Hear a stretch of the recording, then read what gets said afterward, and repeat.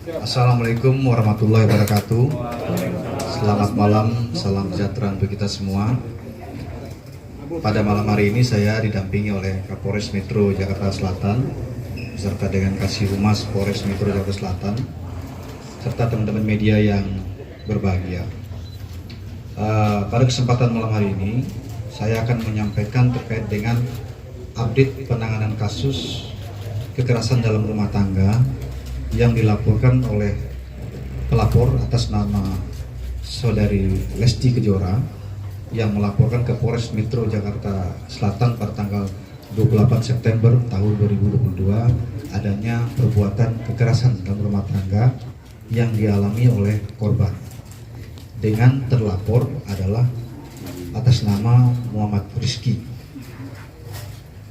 Kemudian setelah mendapat laporan, tentunya penyidik dari Polres Metro Jakarta Selatan melakukan pemeriksaan terhadap korban, kemudian juga terkait dengan KDRT tentunya kita memerlukan keterangan hasil visum yang mana ini memerlukan tempo waktu pada saat itu.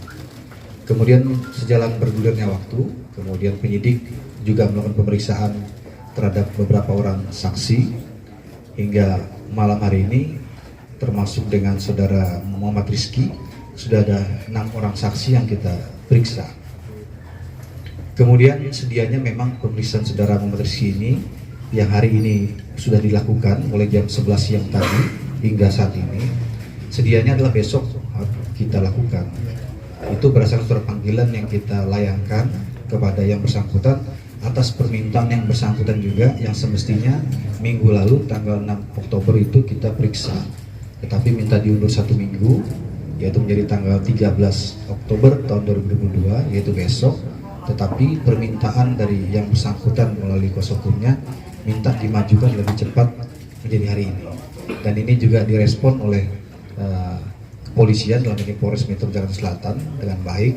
Kita merespon dan juga melakukan pemeriksaan hari ini. Hari ini pemeriksaan dilakukan ya sesuai dengan tahapan yang sudah kita lakukan, mulai dari penyelidikan kasus ini, kemudian menaikkan statusnya menjadi penyidikan. Kemudian hari ini juga kita periksa tadi jam 11 siang saudara Muhammad Rizky sebagai saksi. Kemudian sejalan dengan berjalannya pemeriksaan dan juga terkait dengan hasil pemeriksaan sebelumnya terhadap saksi-saksi yang lain, termasuk juga keterangan saksi korban dan juga tentunya hasil visum yang mendukung adanya kekerasan dalam rumah tangga yang dilakukan oleh terlapor.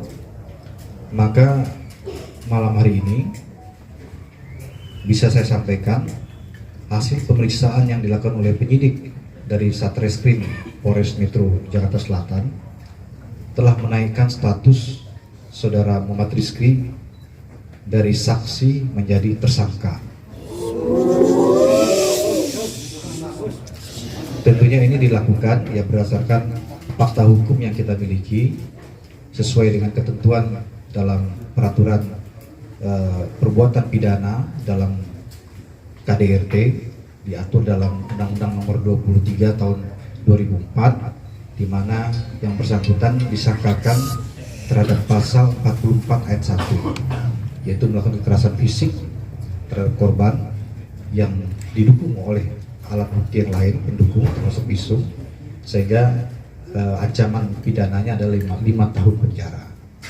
Kemudian juga perlu saya sampaikan bahwa di dalam ketentuan undang-undang terkait dengan KDRT ini, yaitu Undang-Undang Nomor 23 Tahun 2004, dalam pasal 55 juga menyatakan bahwa keterangan korban dan didukung dengan satu keterangan alat bukti yang lain itu sudah bisa menetapkan terlapor sebagai tersangka. Nah, dalam hal ini kita telah memiliki lebih dari 2 alat bukti ya, sehingga malam hari ini status yang bersangkutan dinaikkan menjadi tersangka. Kemudian rencana tindak lanjut dari penyidik adalah malam hari ini juga ya akan dilakukan pemeriksaan terhadap saudara Muhammad Rizky sebagai tersangka ya, sementara rehat sejenak karena kita berikan ruang waktu untuk beristirahat, tetapi kita sudah menyampaikan kepada yang bersangkutan bahwa statusnya sudah dinaikkan sebagai tersangka, yang bersangkutan juga sudah mengetahuinya. Kemudian kita akan melakukan pemeriksaan malam hari ini. Kemudian setelah itu nanti penyidik yang akan menentukan, nanti akan disampaikan oleh Pak Kapolres atau Kasiumas Polres, apakah malam hari ini ditahan atau bagaimana ya. Nanti kita update lebih lanjut.